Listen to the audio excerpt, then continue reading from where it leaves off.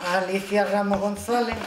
Ella es licenciada en Historia del Arte por la Universidad de Granada, tiene un máster en Religiones y Sociedades por la Universidad Internacional de Andalucía y doctora en Filosofía. Posee varias extensiones universitarias por la Universidad de Sevilla en el arte islámico, arte egipcio, creación literaria y aproximaciones a la cultura y el arte japonés, además del CAP, curso de adaptación pedagógica. Como historiadora ha trabajado en el proyecto de investigación arqueológica de la cueva de Gorans. La cueva en Gibraltar. ¿En Gorans? Como profesora de geografía, historia del arte y filosofía en diversos centros de educación secundaria de Andalucía. También ha sido editora freelance para diversas plataformas web en donde ha destacado contextos de divulgación de historia del arte y reseñas de ensayos y novelas. Por otra parte, posee una amplia formación como documentalista y ha trabajado en la Biblioteca General de la Universidad de Sevilla, en la de San Pablo en la Universidad Pablo de Olavide y en la Biblioteca Municipal y Aula de Letras Gabriel Baldriz en la Línea de la Concepción. Ha publicado diversos artículos sobre religiones, estética y arte en revistas académicas. No lo leo todo. Lleva los 2 últimos años especializándose en la obra de Luis Ortega Bru, fruto de la cual se ha publicado a través de la Delegación de Cultura del Ayuntamiento de San Roque una investigación realizada sobre las puertas que se conservan en el Museo Municipal de San Roque y que ha supuesto una de las obras más internacionales de nuestro artista. Y también se ha publicado un artículo sobre las pinturas en la revista de Historia de Arte de la Universidad de La Laguna. Pues nada. Muchísimas gracias por la presentación. Sí. Y bueno, muchas gracias a los amigos de la biblioteca por invitarme a dar esta charla. Para mí siempre es un placer poder hablar de Luis Ortega Bru, porque además es en lo que me he dedicado los últimos años. Un poco ha sido una inmersión en la obra de este artista sanroqueño y por eso para mí siempre es muy grato poder hablar de él. Bueno, la conferencia que he planteado hoy, la idea es que dé una idea general de cuál es la trayectoria artística de Luis Ortega Bru. Luis Ortega Bru es un artista que todo el mundo pues, conoce como imaginero. Él se ganó la vida con la imaginería. Pero después, como artista, pues en su taller él tenía otras intenciones y trabajaba en otras obras que se alejan mucho del mundo imaginero y que la mayor parte de la gente desconoce. Y entonces un poco dar esa idea de las distintas disciplinas artísticas o estéticas por las que va Luis Ortega Bru indagando. Entonces por eso la conferencia se llama desde el naturalismo expresionista, que es la parte más relacionada con la imaginería, a la parte de la abstracción que podría ser, digamos, la evolución de su arte. También el informalismo, que no está en el título de la conferencia, es algo de lo que hablaremos, porque el arte informalista era la escultura que se hacía más coetánea cuando él desarrollaba su obra. Y él también indagó, tiene indagaciones en esta estética. Entonces un poco da la idea amplia de que él era un artista con unas miras artísticas bastante amplias. Lo que pasa es que de lo que él vivía, pues de lo que realmente se hizo famoso y por lo que la gente lo conoce. Antes de nada, bueno, por eso la introducción que traigo, la primera imagen que siempre que pongo, es esta que me gusta especialmente porque es Luis Ortega Bru trabajando con la escultura del eco, ¿no? Aquí se aleja completamente de este mundo imaginero, que realmente como imaginero no quiero nunca quitarle importancia porque fue un gran imaginero del siglo XX en Andalucía, pero que la idea es dar una visión amplia de su trayectoria artística. Entonces, también la cronología me parece relevante, muy, muy relevante. 1916, el año en el que nace, 1982, cuando muere. Este 1916 lo coloca en una juventud anterior a la Guerra Civil, en la zona de San Roque. Él nació aquí en la estación de San Roque, ligado a un taller de alfarería que estaba en Pasada Honda, que era un taller de su abuelo, donde su padre además trabajaba. Y es un taller, este momento de su infancia en San Roque y su conexión con el taller de alfarería, él lo recuerda con mucho cariño y con algo que para él es muy importante. Hay quien dice que la obra de un artista pues es la obra y que realmente la biografía no tiene tanta relevancia para analizar la obra en perspectiva con otras obras, pero a mí me parece que la obra del artista, la vida del artista marca su obra, y la obra y la vida de Luis Ortega Bru y su obra están completamente enlazadas, no se pueden disgregar, porque la experiencia de la guerra civil para él fue terrible, y ahora un poco hablaré de eso.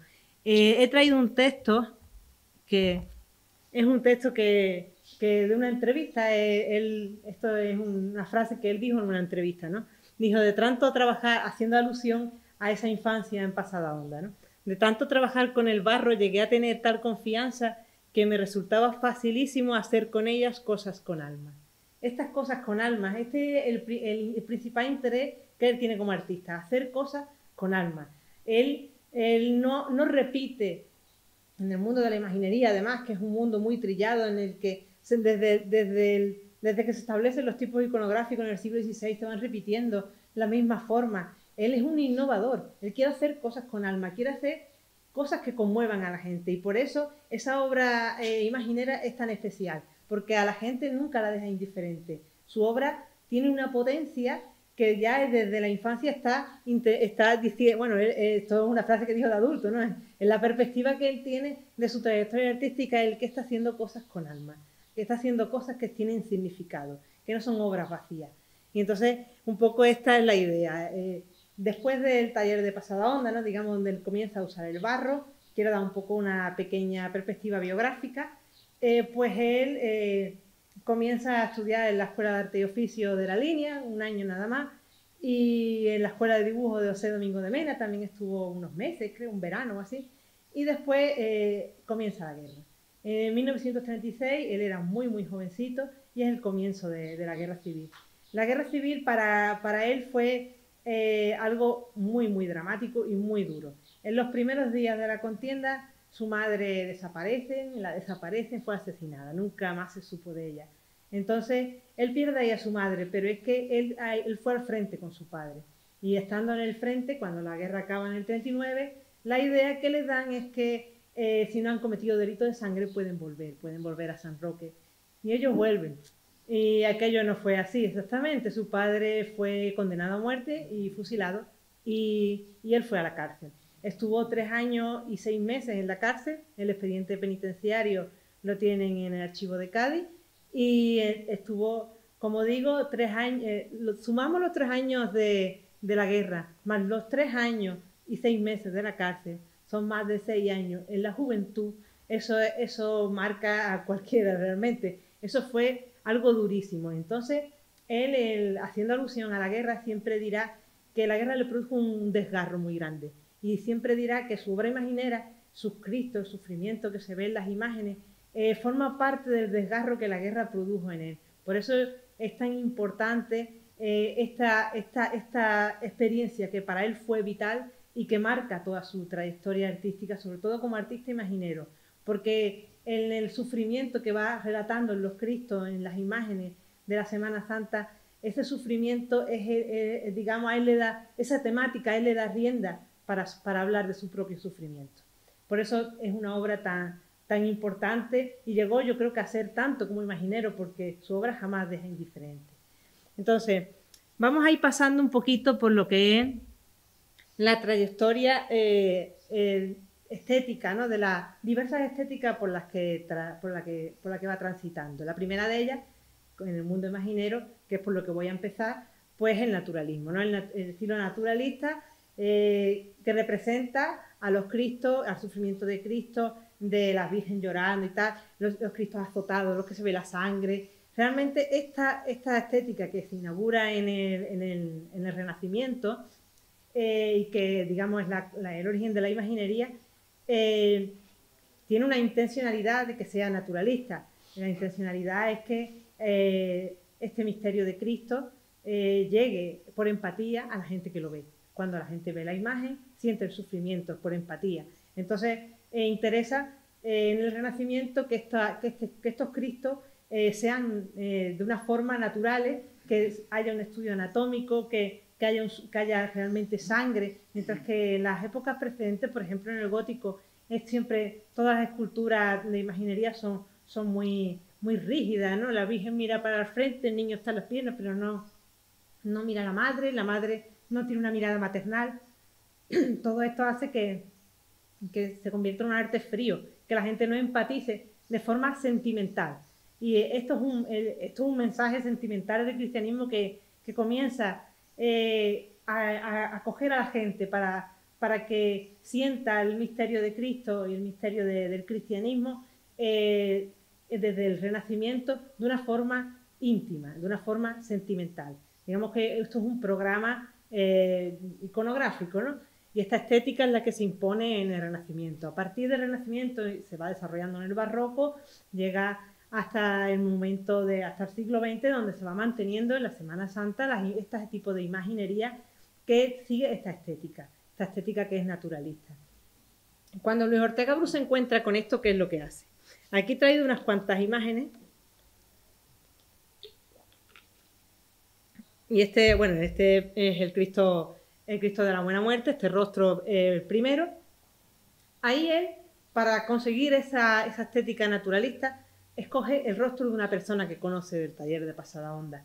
Realmente comienza a utilizar rostros de personas de verdad. Que cuando tú lo veas a alguien, que no veas un rostro que está idealizado, un rostro que no es de nadie, ¿no? Él utiliza rostros de personas, utiliza partes del cuerpo de personas. Para el Cristo de la Buena Muerte utilizó para las piernas de una otra persona. Él, por ejemplo, en la Hermandad del Baratillo, creo que fue con Enrique Hernández Luique, que lo cuenta Enrique como una broma, de cuando lo conoció, le dijo, se conocieron, fue en una entrevista y le dijo, pues ponerse a posar, y puso a él y al amigo, a él lo puso a hacer de virgen en la postura y al amigo, el amigo era de virgen y él hacía del Cristo. Y estaba tumbado sobre las piernas del amigo y al amigo ya lo llamaron para siempre la Virgen y el otro se quedó como el Cristo. Y en lo que estudiaba eran las posturas, él iba haciendo bocetos de la forma y sobre todo con una intención de que fueran rostros, de que fueran cuerpos reconocibles y reales, que la gente pudiera identificarse. La otra imagen que vemos es la de la Piedad del Museo. La Piedad del Museo, que es una obra, la obra magna que hay aquí en el Museo de San Roque, porque en el Museo de San Roque hay un montón de piezas, pero son casi todas modelos intermedios. Tenéis que tener en cuenta que las hermandades encargan estas imágenes y él las vende, vive de esto. Entonces, las hermandades son las propietarias de la mayor parte de las imágenes que realiza Luis Ortega Bru. Pero en sus talleres y por parte de sus familias pues quedan bocetos. Y estos bocetos, que son modelos intermedios, son muy, muy interesantísimos para comprender cómo él estaba creando sus obras, pero son como digo, no son las imágenes terminadas. Pero esta piedad sí que está acabada. Esta piedad está acabada porque, si os fijáis, en la imagen quizá no se vea tanto, pero en el museo es una imagen de bulto redondo, exenta, en el que la Virgen pues tiene tallada los ropajes. Esto no es una imagen para procesionar o pensada para procesionar. Él la pensó para un concurso de escultura y no llegó ni a estar policromada, la policromó su hijo muchos años después. Con lo cual es una imagen, y además ganó un premio de escultura, pero es una imagen que no está pensada para procesionar porque pesa mucho. Y además, cuando se procesiona una imagen, hay que tener en cuenta que los pasos de Semana Santa son varias artes las que se imbrican. No es solo no lo hace todo un escultor. El escultor imaginero esculpe la imagen, pero luego están las bordadoras que trabajan todos los ropajes, está todo el proyecto del ebanista, está el proyecto del que hace los faroles, está lo de la cera, de las velas que también hacen, y realmente luego están las bandas de música, realmente engloba muchas artes y engloba muchas cosas. El imaginero no lo hace todo. Y él a veces tiene algunos problemas con hermandades por esto, porque él quiere hacer imágenes completas, Pero claro, después tiene que respetar que las hermandades también quieren vestir a las imágenes, y eso a él veremos que le causa algunos problemas ahora, sobre todo con la resurrección de Jerez, que es el ejemplo más claro, que además está entera acabada, pero no está policromado, y también está en el Museo Municipal de San Roque. Bueno, pues esta piedad, que como digo, ya contiene esta idea de él, de hacer la imagen completa, ¿no? Con las ropas talladas, contiene también una de las características principales de él, y es que para él es muy importante que se vea que es madera. Esto es algo raro, porque en el mundo imaginero, en la Virgen se ven muchas marcas de gubia, sobre todo en los ropajes, mientras que la piel del Cristo está muy bien, muy lisa, y es brillante. Además, la escultura está muy bien hecha estéticamente, porque el Cristo es muy luminoso, está lleno de luz, y la Virgen es mucho más oscura, está detrás, y el sufrimiento de ella es contenido, pero el drama, el Cristo está moribundo, está muerto realmente, pero está con los ojos entreabiertos. Y esto da una impresión que la gente realmente le dice algo, ¿no? Cuando viene al museo, la gente se queda impresionada muchas veces delante de esta imagen. Es una imagen que expresa bastante. Y esta idea de las marcas de la gubia que aparece de la Virgen forma parte de una idea que él tenía concreta de la imaginería y de la escultura en general. Él no quiere que se pierda de vista la madera.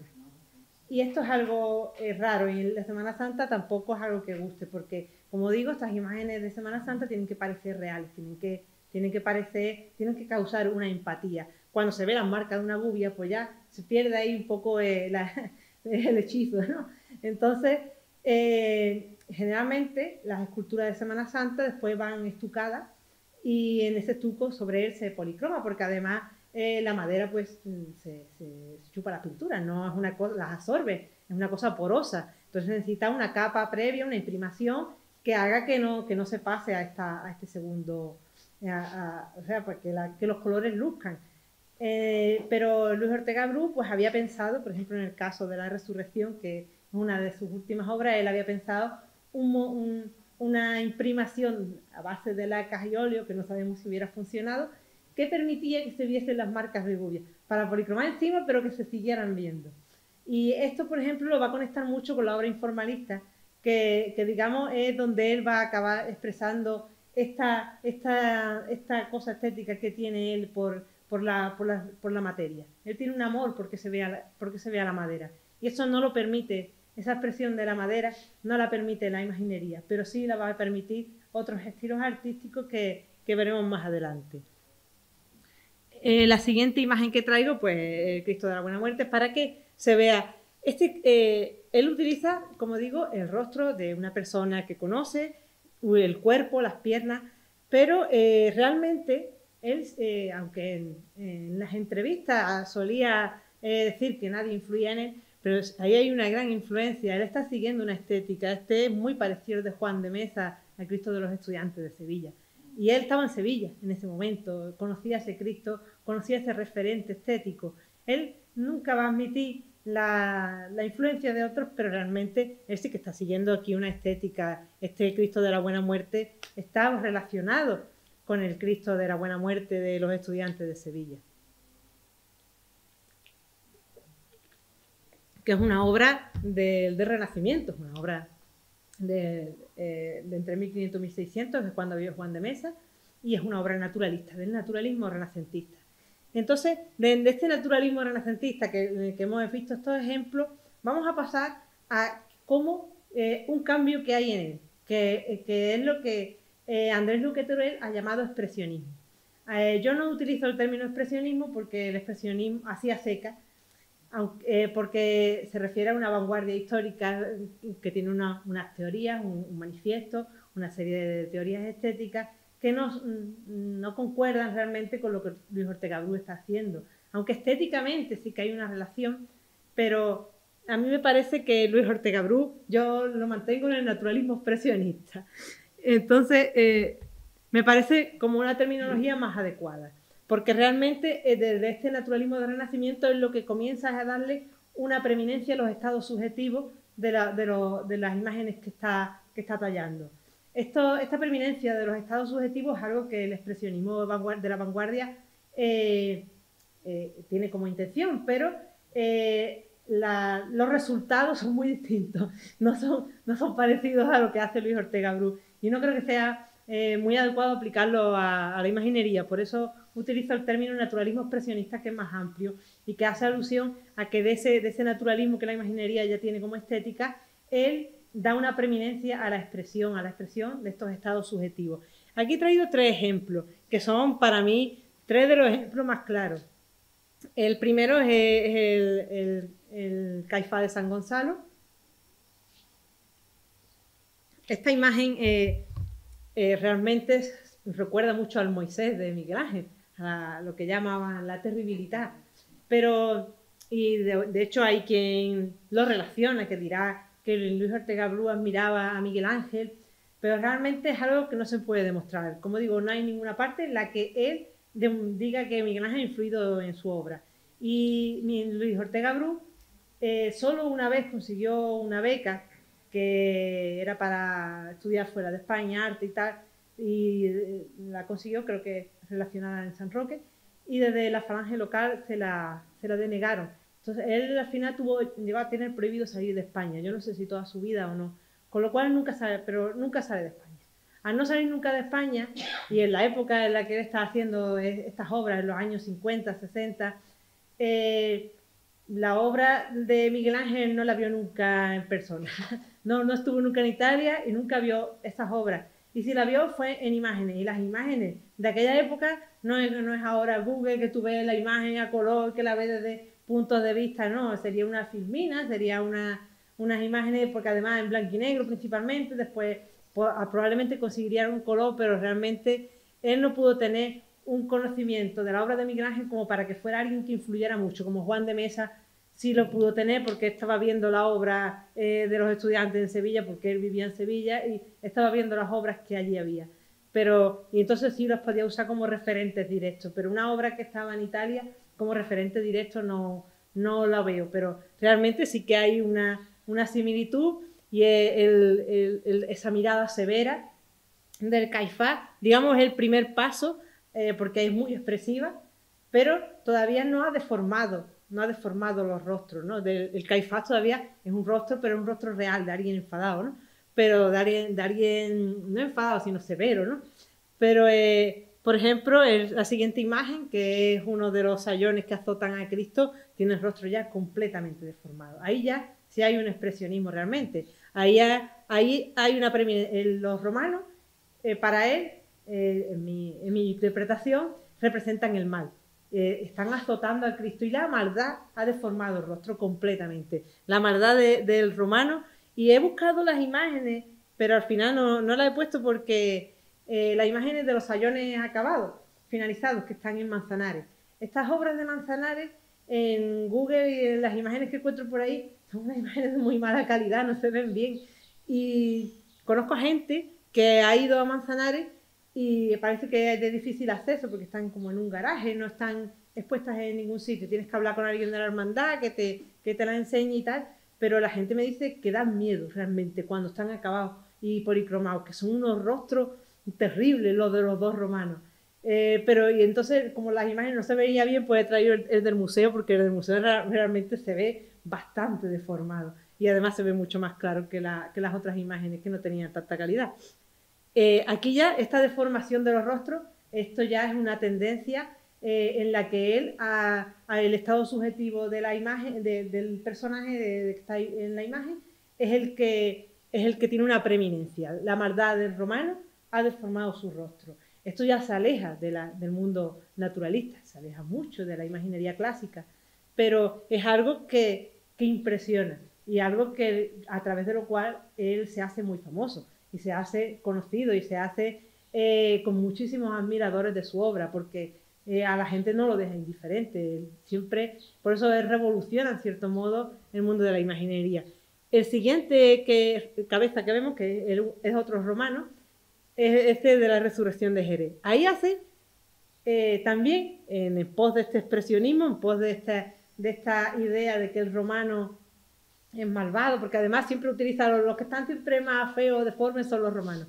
Aquí, en vez de deformar los rostros con una fealdad, ¿no? con como con un ojo aquí, la boca doblada, ¿no? Esa forma que ha hecho en el sayón. Aquí no, aquí lo que hace es que hace rostros brutales, unas caras de brutos, como simiescas. Y las manos y los brazos son pesadas, están como pegados a la tierra. Y ese rostro simiesco, haciendo alusión a alguien como no evolucionado, ¿no? Esta es la idea un poco que pretende los romanos como brutos, como personas ignorantes que no ven a Cristo, y sobre todo en el paso en el que está insertado, que esta es la composición, los tres romanos que están en un lado, ¿no? Y luego está el Cristo y el ángel. Estas son las imágenes. Pero ahí hay dos planos.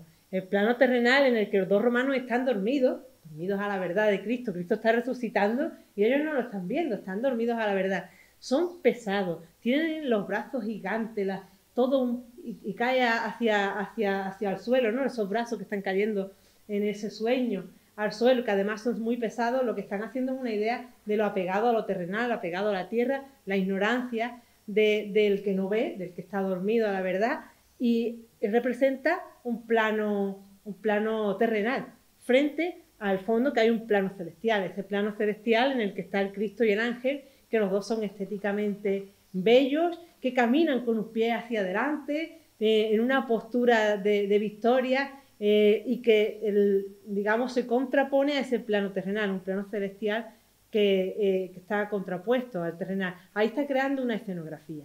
Luis Ortega Bru, cuando hacía conjuntos, creaba estas escenografías que tenían una intencionalidad. Este paso que hizo para la Hermandad de Jerez es uno de estos pasos ejemplos, que la Hermandad al final no llegó a un acuerdo con él, y es un ejemplo un poco de esta idea. Aquí él quería que se vieran las marcas de gubia, que se ven cuando se va al museo, y si te fijas se ven. Y después los tres romanos están vestidos, cuando en los pasos los romanos suelen vestirse con unas armaduras. Total, y el Cristo igual, tiene todas las ropas talladas, con lo cual ha tallado todo. Aquí no hay trabajo para otros artistas de la tela ni de vestir las imágenes, porque son imposibles de vestir. Hasta los cascos, hasta el casco está tallado. Entonces, realmente, además tiene un tamaño monumental, un tamaño enorme, que los hacen muy, muy pesados. Son imágenes muy pesadas, que yo creo que para un paso excesivo. Pero sí que es una obra magna y una obra pensada como él pensaba sus expresiones artísticas, que está realmente muy meditado. Él está creando esos dos planos. Cuando en el museo hay un paso pequeñito, así de barro, que es la muestra que hace a la hermandad.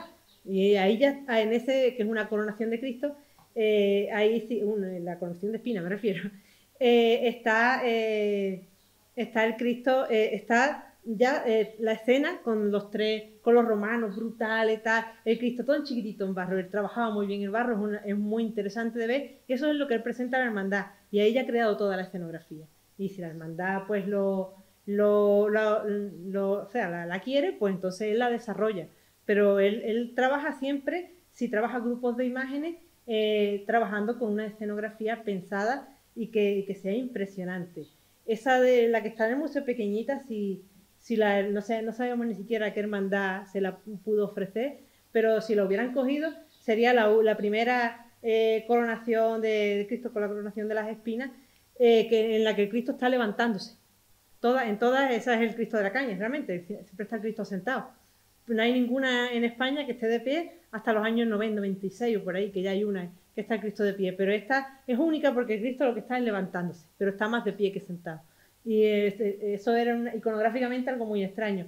Pero Luis Ortega Bru sí que conocía las iconografías, y esto es algo que se me ha pasado de decir cuando estamos viendo la biografía. Cuando acaba la guerra, él se va a trabajar a Sevilla, y en Sevilla comienza a trabajar en los talleres de Artegranda. Talleres de Artegranda tenían una larga trayectoria desde finales del siglo XIX, y en los talleres de Artegranda sí que se establecen tipos iconográficos. Son muy, muy cuidadosos con las iconografías. Y entonces, digamos, ellos en España son como los grandes maestros de que se mantenga esta iconografía que se está transmitiendo desde el Renacimiento en el mundo del cristianismo, con lo cual dentro de los talleres de arte grande él tuvo que aprender muchísimo sobre iconografía porque las conocía muy bien y probablemente en el taller lo hubieran formado y tenía una buena formación en este campo. Después de Sevilla, él se fue a vivir a Madrid y en Madrid estuvo unos años y después volvió a Jerez, más o menos está en la trayectoria, y al final murió en Sevilla. En Jerez solo vivió un año. Y esta es un poco la trayectoria. Cuando veamos la parte de las vanguardias, hablaremos un poco más de su estancia en Madrid, porque ahí sí que hay ya otras referentes estéticos y otras obras de arte con las que él entra en contacto en el mundo de Madrid. Otro, que este lo he traído, este es el éxodo de aquí de San Roque, para que veamos un poco ya, esto ya es otra estética, esto ya no es imaginería, pero sí que es esa escenografía que nos lleva a la imagen anterior de la que os hablaba. Esta es escenografía en la que trabajar realmente una escultura, un cuadro, que realmente cualquier obra de arte, con muchísimos personajes, eso es complicadísimo. Hasta una novela. Si tú le pones 20 personajes o 30, ya no, se te va de las manos. Pues que todos estén integrados en la obra es algo muy valioso y es algo que Luis Ortega Bru realmente dominaba. Esta obra, que representa el éxodo de San Roque, del año de 1704, esta obra se la encargó el Ayuntamiento de San Roque a Luis Ortega Bru y él comienza a trabajar, siempre su forma de trabajar era que empezaba haciendo bocetos. Después, en el mundo de la imaginería, pues trabajaba el barro, porque el barro se le daba muy bien y se sentía muy cómodo. Después, el barro no valía para el sacado de punto a la madera y utilizaba escayola. Y de la escayola, que hacía ya los moldes y ya de ahí pasaba la madera. Ese era el paso en imaginería. El paso en este tipo de relieves eran los bocetos de dibujo y de ahí pasaba a trabajar en madera. Estos bocetos que él hizo de esta imagen, pues hay varios bocetos por ahí que los he estado viendo. Él comienza basándose en el romance de las veredas de José Domingo de Mena. José Domingo de Mena, aquí en San Roque, fue cronista de San Roque, fue además el dibujante en el que Luis Ortega Bru estuvo estudiando en el taller de José Domingo de Mena. José Domingo de Mena, además, en este poema, es en la época en la que él está inmerso en el irredentismo español, y entonces es un momento en el que él sueña con la vuelta a la conquista de Gibraltar. Entonces este romance es muy tétrico, muy triste, contando cómo van viniendo de Gibraltar los exiliados, pero su idea es un poco de sentimentalismo a este momento para esos textos que él está escribiendo en el momento que es el momento irredentista de este personaje, ¿no? Bueno, pues José Domingo de Mena, en este romance de las veredas, comienza a narrar una serie en los versos va narrando a estos grupos que aparecen, el anciano con el viejo, el carro, habla de la mujer amamantando al niño, del perro, del que lleva el pendón, ¿no? Y va hablando un poco de todos, pero el orden, en Luis Ortega Bru, los primeros bocetos sigue el orden como primera idea del romance de las veredas, pero claro, cuadra eso al final en los bocetos que va dibujando, pues ve que tiene que entrar en una de esos. Él al principio pinta el peñón, y luego el peñón desaparece, pero al final aparecen todos los grupos del romance, pero en un distinto orden. Ya no sigue el orden del romance, pero sí que sigue los grupos que aparecen relatados en el romance, y además tenemos los bocetos que demuestran que quiso seguir el orden, pero que al final no le cuadraba, y estéticamente pues esta fue la opción que escogió. Bueno, un poquito la idea de la representación de este momento en 1704, un poco lo introduzco por si alguien no lo conoce, pero bueno, sobradamente conocido en San Roque. 1704 es el año en el que, fruto de una guerra que era una guerra civil, pero con unos tintes internacionales, una flota anglo-holandesa se posiciona en el peñón, y a la población civil le dice que la población civil, al ver que va a entrar las tropas, pues decide salir de San Roque. Y un poco esa salida, ese éxodo, que es hacia esta zona de la ermita de San Roque, pero también a zona de los barrios, es decir, al campo de Gibraltar. Digamos, este es el origen del campo de Gibraltar, por eso de San Roque, donde reside la de Gibraltar.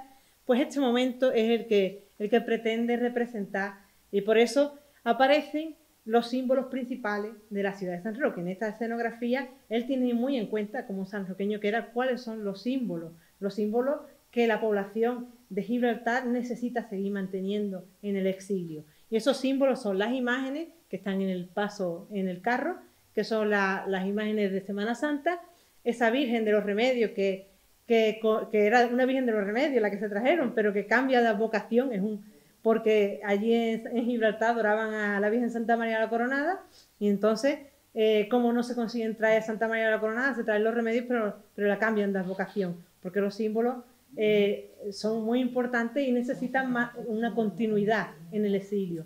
Y el pendón, que es la bandera de San Roque, que es el otro elemento principal que la población trae, y que además ocupa el primer lugar la población, digamos, ¿no? Con el anciano y el joven, después va el carro con las imágenes y finalmente el éxodo, digamos, hay hay un orden, ¿no? En el que va llegando todo, en esta escenografía que es magnífica, en la que ha trabajado muchísimo con las marcas de gubia que se ven en todas partes, y trabaja con esas superficies rugosas que crean las marcas de gubia enfrentadas a superficies pulimentadas de los cuerpos.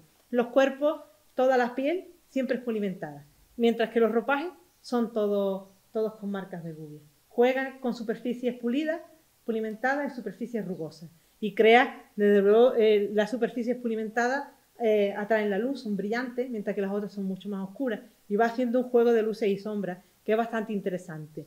Y ese fondo ahuecado que ya no es el paisaje que él pretendía. En el fondo él pretendía un paisaje, pero eso se hubiera ido allá en el relieve, al bajo relieve más cegado, que no se hubiera visto bien. Realmente esta me parece una forma que quedó muy elegante, quedó muy bien. Y realmente es una obra magnífica y magna, es de un tamaño enorme, que está en el Palacio de los Gobernadores, en el Salón de Pleno. Y bueno, y aquí ya pasamos un poco a las otras estéticas, para no dejar, que no sé si me estoy pasando, no, voy bien, ¿no? Bueno, pues las otras estéticas de las que quiero hablar, que esto ya es el arte con el que él ya no se ganó la vida. Entonces ya aquí tenemos que alejarnos de que aquí ya no está trabajando por dinero, aquí está haciendo planteamientos de obras estéticas, aunque ahora veremos que quizás si tuviese alguna idea de poder ganar dinero con esto, pero no, esto no lo hacía por dinero realmente, pero que después a lo mejor sí que tenía una intención, sobre todo la obra informalista, ahora la veremos, de vender algunas de estas obras, de que como el proyecto del Paso en pequeñito, de poder enseñarlas, a lo mejor estaban en el taller para eso, para poder enseñarlas y que a ver si le salía un comprador, pero para hacerlo a un tamaño mayor. Pero bueno, estas primeras obras que vemos aquí, que son las más relacionadas con las vanguardias. Las vanguardias, quiero un poco hacer una introducción porque si no, no se entiende bien. Luis Ortega Bru es posterior al arte de las vanguardias. El arte de las vanguardias surge en los años 20 del siglo XX, y Luis Ortega Bru está creando en los años 60. Es algo que ya cronológicamente no coincide con su época.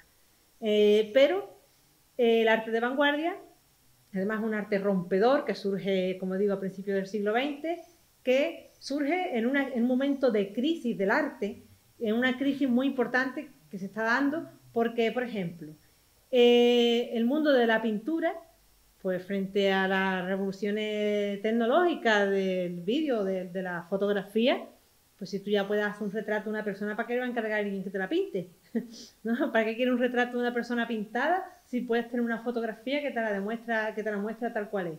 ¿No? Digamos que hay una crisis del arte y hay una serie de jóvenes del momento en Europa que deciden romper con toda la tradición religiosa, con toda la tradición anterior estética. Por ejemplo, decía, se ha trabajado desde la perspectiva, ¿no? Desde el Renacimiento en pintar. Nos cargamos la perspectiva, ¿no? Hacemos en plano. Si nos cargamos en la pintura, en la perspectiva, nos cargamos de realismo y nos vamos a ir rompiendo y creando algo completamente nuevo.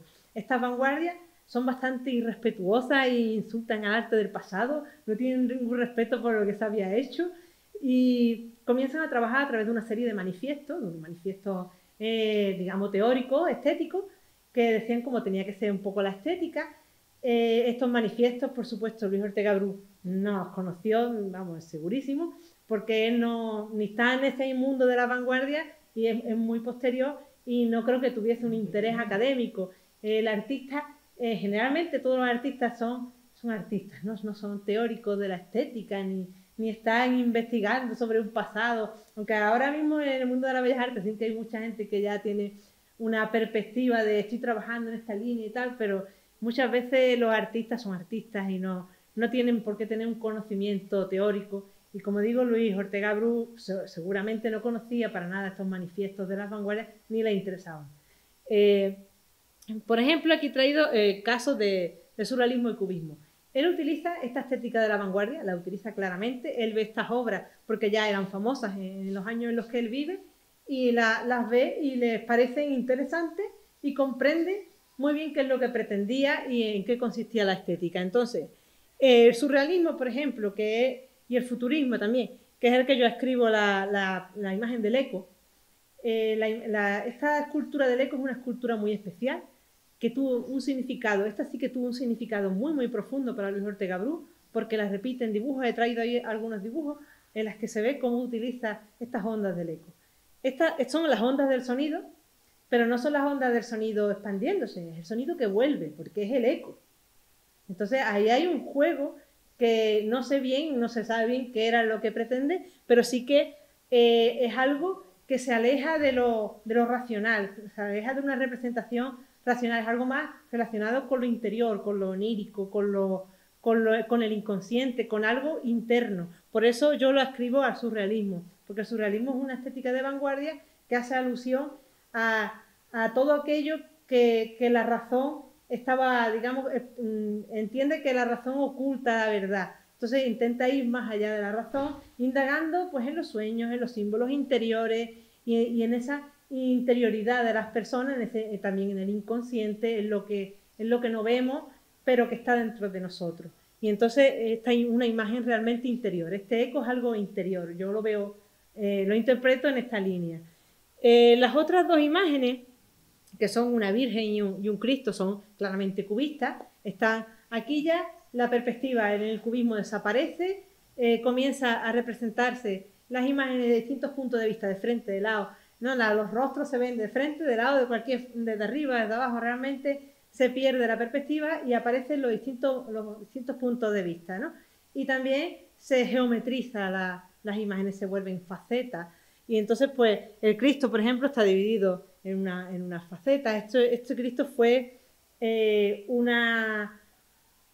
lo encargó a alguien como un regalo de Navidad o algo así. Al final no, para los trabajadores, algo así era. Y fue un proyecto, pero al final no se llevó a cabo, pero sí que la estética es claramente cubista.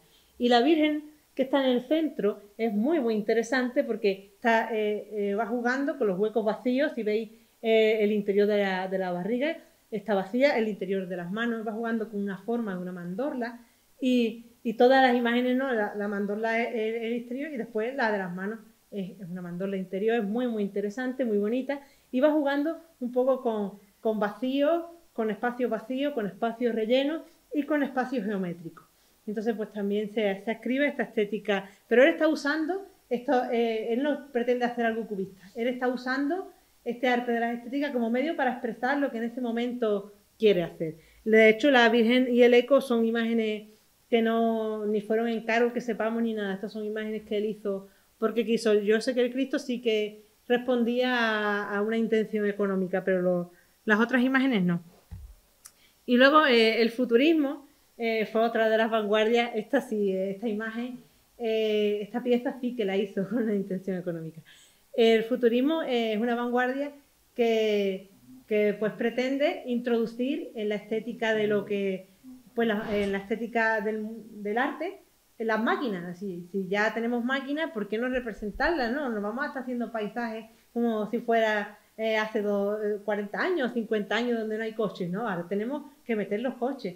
Y en las máquinas, pues ellos pretenden representar las máquinas y las máquinas traen la velocidad. Entonces, velocidad, máquina. Entonces, aquí la moto tiene un facetado cubista, pero la moto se está dividiendo y a través de la velocidad la máquina y el hombre se fusionan, el motorista y la máquina están fusionados en una misma cosa a través de la velocidad que ha deformado completamente la estructura de la moto y la máquina. Y entonces, y también aquí las marcas de la gubia están en toda la superficie. Esto fue un encargo para la tienda de motos Cantó, estaba en la entrada de la tienda de motos. Y después de cuando la tienda cerró, yo no sé qué, pues se la dieron a Enrique Hernández Luique, que es de la colección de la Fundación Luique. Y entonces es una imagen bastante interesante, que realmente aquí sí es futurista, es claramente futurista, pero como digo, Luis Ortega Bru no ha tenido una intención, realmente ha utilizado la estética futurista porque dice, eso me viene muy bien para representar una moto para una tienda de motos. Entonces él, digamos, está siendo utilitario con lo que las vanguardias han producido y está usando esa estética, pero no podemos ascribir a Luis Ortega Bru en ninguna de esas vanguardias. Él vive en otra época, muy posterior, y está utilizando el arte previo pues para las cosas que le interesan. Y de ahí vamos al mundo de la abstracción. El mundo de la abstracción ya se aleja de lo figurativo, ya va mucho más allá de lo figurativo ha desaparecido. El arte abstracto ya tiene una intención en que las formas geométricas, los colores, pueden impresionar, pueden hablar, pueden decir. Y entonces está más alejado. He traído un texto de Kandinsky que me gusta, porque es un poco, digamos, habla de lo que pretende la abstracción. Dice, la forma, aun cuando sea completamente abstracta y se reduzca a una forma geométrica, posee en sí misma su sonido interno. Es un ente espiritual con propiedades identificables a ella. Entonces el arte abstracto comienza a buscar en los colores, por ejemplo, un color que alegra, un color que entristece, un color, ¿qué es lo que dicen los colores? Los colores son entes espirituales, tienen una capacidad de conmocionar espiritualmente a las personas. Entonces, esta es un poco la idea de la abstracción y desligada completamente de la forma, porque la forma nos constriñe y el color que sea el que hable, que sea el que se exprese. Luis Ortega Bru tiene una escultura abstracta, aquí hizo varias, pero bueno, esta que he traído está aquí en el museo. Me gusta especialmente porque es un cubo, está pintado en las cuatro caras del cubo, también está pintado arriba y abajo, y estas geometrías de cubos, ¿no? que van como por unos canales hacia arriba y hacia abajo, y que además, luego he traído otro que es una pintura abstracta, en el que también se ven estas formas geométricas, azules y amarillos, esos tonos que los usa siempre en todas este tipos de pinturas, son muy interesantes y comienzan siendo paisajes de Madrid. Yo lo tengo cada vez más claro porque Luis Ortega Bru, en la época que está en Madrid, la época en que Luis Ortega Bru está en Madrid es en los años 60. En esa época Madrid está exponiendo, bueno, en los años, no sé en qué año fue exactamente, en el 50 y tanto, fueron los Pastos de Madrid. Los Pastos de Madrid son unos pastos que se hicieron entre España y Estados Unidos, y fue una época como de apertura, y en ese momento comienzan artistas del expresionismo abstracto estadounidense a exponer en Madrid. Comienza, digamos, una apertura artística al arte que se está haciendo fuera, principalmente de Estados Unidos, pero frente a eso surge toda una corriente de artistas españoles que reaccionan y comienzan a hacer un arte distinto, un arte otro, un arte que se llamará después informalismo. Y aquí, en este ámbito en el que está Luis Ortega Bru, la abstracción es un paso previo. Él comienza a dibujar una serie de paisajes de Madrid, que son los edificios, en azules, siempre azules y amarillos. Todos sus dibujos son témperas sobre cartulina, con lo cual el soporte no es muy bueno. Y comienzan en los paisajes de Madrid a hacer estos edificios. Al principio se ven los edificios, después los edificios ya desaparecen y se han convertido en líneas. Y finalmente las líneas se empiezan a deformar y se convierten en lo que es la segunda obra, ¿no? Que es en amarillo y azul, que yo creo claramente que tiene una previa, que es un paisaje de edificios de Madrid. Eso es, digamos, la trayectoria que a él le lleva a la abstracción. Este tipo de hacer unos paisajes de ciudad comienza a hacer obra completamente abstracta. Esta es la de... Vale. Esta es otra de las esculturas abstractas que está en el museo. Realmente esta no se ascribe muy bien a esta línea, pero a esta estética, además, cronológicamente, es muy extraño. Cronológicamente la tenemos en 1955. Estaba indagando sobre por qué esta cronología, pero tampoco me queda muy claro. Y si fuera esa la fecha, sería la primera escultura abstracta de la historia del arte de España. Pero realmente tampoco sabemos qué es eso que ha intentado esculpir. Es muy extraño, sí que son formas una sobre otra y unidas con unas estructuras de hierro, ¿no? Y entonces no sé bien qué es, qué representa, pero sí que es algo completamente abstracto. Y de ahí pasamos al informalismo, este arte informalista que es el que coetáneamente se estaba haciendo en su época. Esto sí es el arte la estética de su momento, pionera en la escultura. Este tipo de escultura hace alusión a la materia. Por eso el papel de que él siempre no quiere que se pierda de vista la madera, con esas marcas de la gubia, entra muy bien en contacto con este mundo del informalismo. Esta obra primera, que además está hecha en yeso, la he traído porque me da un poco la idea de que, como decía Luis Ortega Bru, esto era, digamos, lo que se llevaba en su época. El arte que se estaba vendiendo, pero además el arte informalista que se hacía en su época, pongamos Chillida, Uramburu en País Vasco, son obras de un formato enorme. Claro, no se puede permitir hacer algo así, entonces hace algo pequeñito. Pero luego, fijaros este dibujo se llama Monumento al 600, y este dibujo es esta misma escultura. Pero está hecho en medio de una rotonda y están las personas, veis ahí abajo de un árbol, en el tamaño de las personas. Realmente pensaba una escultura monumental con un 600 arriba.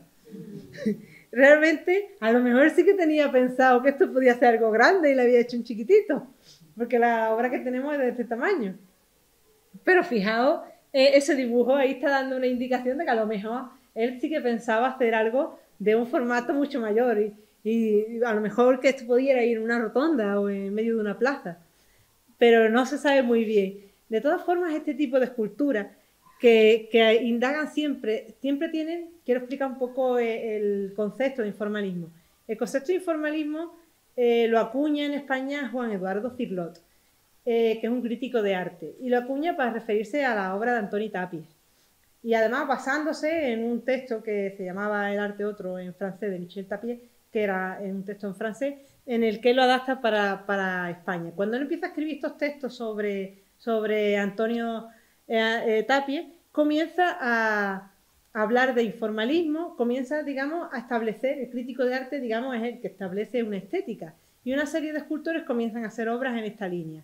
La prioridad era que la materia, revalorizar la materia de la obra de arte, que fuera lo prioritario. Pero todas las obras también tenían una relación con lo orgánico, con lo natural, con formas internas. Y hay que, por ejemplo, esta escultura de la catedral, que es como se llama la escultura esta escultura aparece también en muchos dibujos. Luis Ortega Bru tiene una etapa de dibujos que son en blanco y negro, son unos dibujos hechos con rayados y que son interesantísimos. Y en esos dibujos sí que son unos dibujos muy relacionados con el drama de la guerra, porque el texto siempre los títulos que les pone la huida y hay la desolación, la guerra, ¿no?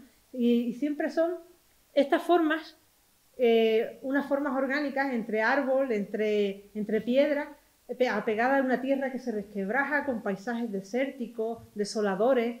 Son paisajes interiores muy, muy tristes. Y estas imágenes estas esculturas informalistas transitan en esos dibujos, salen de ahí, de esas formas entre orgánicas, entre vegetales que están ancladas a la tierra y que quizás haga alusión a las personas, al sufrimiento, ¿no? Lo que está anclado, digamos, al interior de Luis Ortega Bru. He traído aquí algún texto de Eduardo Cirlot, un poquito para que se vean las características, ¿no? Como él definía o como él entendía el informalismo. Hacia 1950 los principios del informalismo en sus modalidades distintas, orientadas al uso de la materia, de la simple mancha, del chorreado, de la yuxtaposición de elementos tomados de la realidad, y aquí utiliza, habíanse desarrollado ya plenamente, ¿no? Y en estos elementos tomados de la realidad utiliza maderas viejas, chapas de hierro oxidado, cortezas de árbol, telas, papeles, son formas de cosas de la naturaleza que se usan para hacer obras de arte, que se usan para hacer ensamblajes de esculturas. Las esculturas de Luis Ortega Bru hay algunas que no están expuestas, pero que las he visto en algún catálogo, en las que utiliza huesos de animales o conchas y las mete dentro de estructuras de barro. Entonces ahí ya sí que hay una serie de juxtaposición de elementos de la naturaleza y sobre todo esa valorización de la materia que es imprescindible para el informalismo.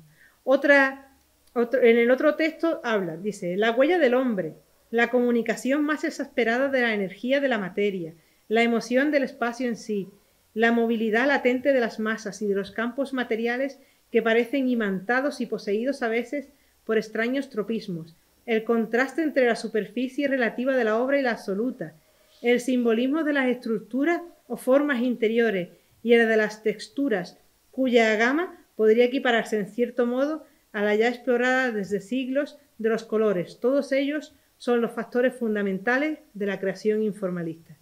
Entonces, como factor fundamental de la creación informalista están el simbolismo de las formas interiores, estructuras interiores, que es para mí lo que son estas obras de Luis Ortega Bru. Y además va jugando, dice ya aquí, la forma explorada desde siglos de los colores, se está refiriendo a esos colores de la abstracción que tienen una forma de impresionar a las personas y que aquí serán las formas interiores las que hablen. Es muy parecido realmente este informalismo al surrealismo, porque tiene una conexión, digamos, con la vanguardia, para mí con la vanguardia surrealista, pero sí que en este interés por la materia se aleja, por que aparezcan los materiales de la obra en primer lugar, se aleja un poco de... Pero sí también entra en el collage, realmente hay una conexión entre las vanguardias y el informalismo, ¿eh?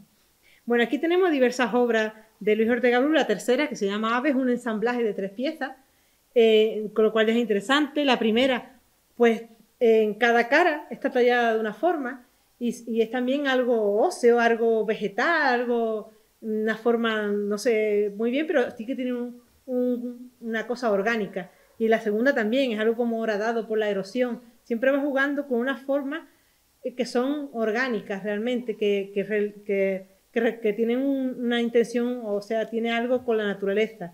En el tercero ave, que es un poquito más alejado, juega con el ensamblaje de las 3 piezas, pero solo 2 son el soporte, una está flotando. Eso también es algo, también con los huecos y los vacíos, que también son cosas con las que va jugando el arte del momento, la escultura del momento. Entonces, pues, aquí un poco dejaros la idea de que Luis Ortega Bru pues, también tiene algo que ver con esta estética del informalismo. Y yo creo, bueno, para acabar, vamos a acabar con las pinturas, que si no...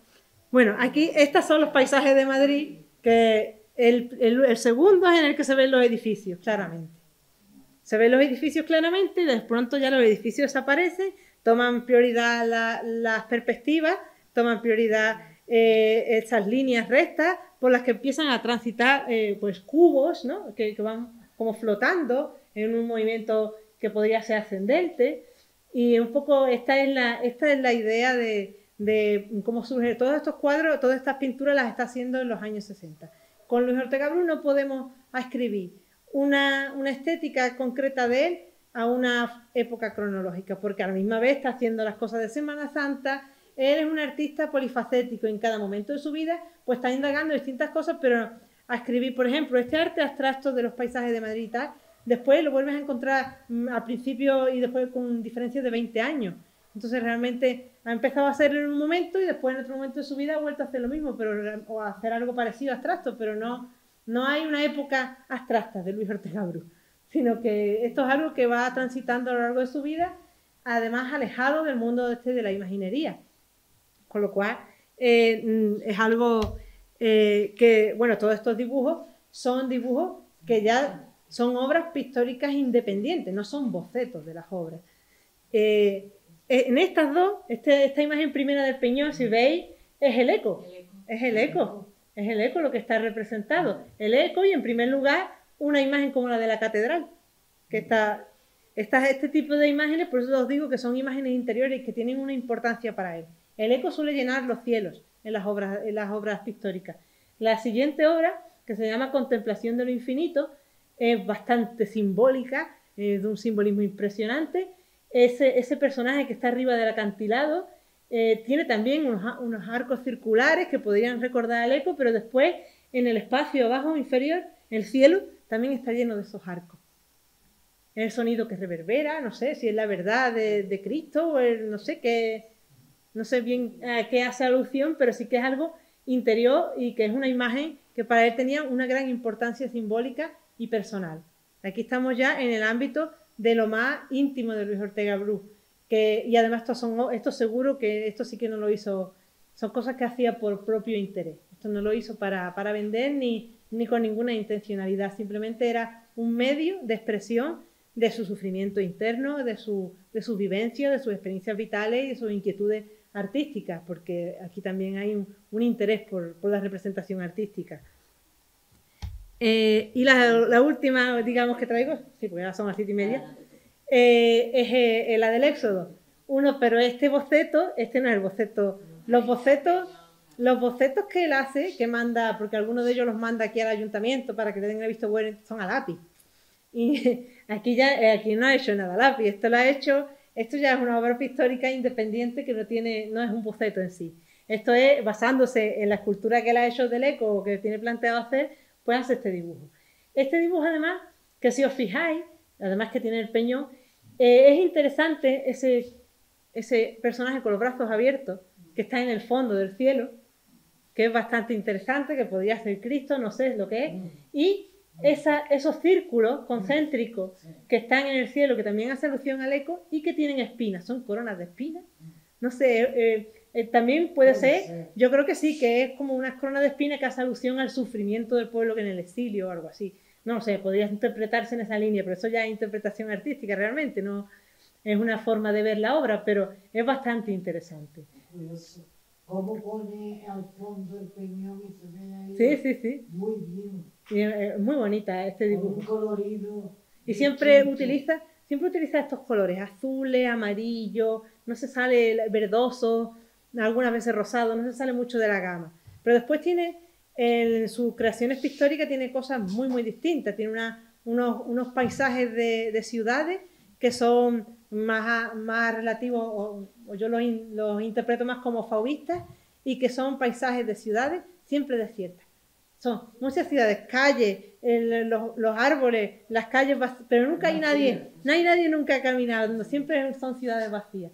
También son muy interesantes, pero ya esto se nos va un poco. Yo espero ya con esta verdad un poco una imagen bastante, digamos, amplia de la trayectoria artística por las estéticas que ha transitado Luis Ortega Bru. Bueno.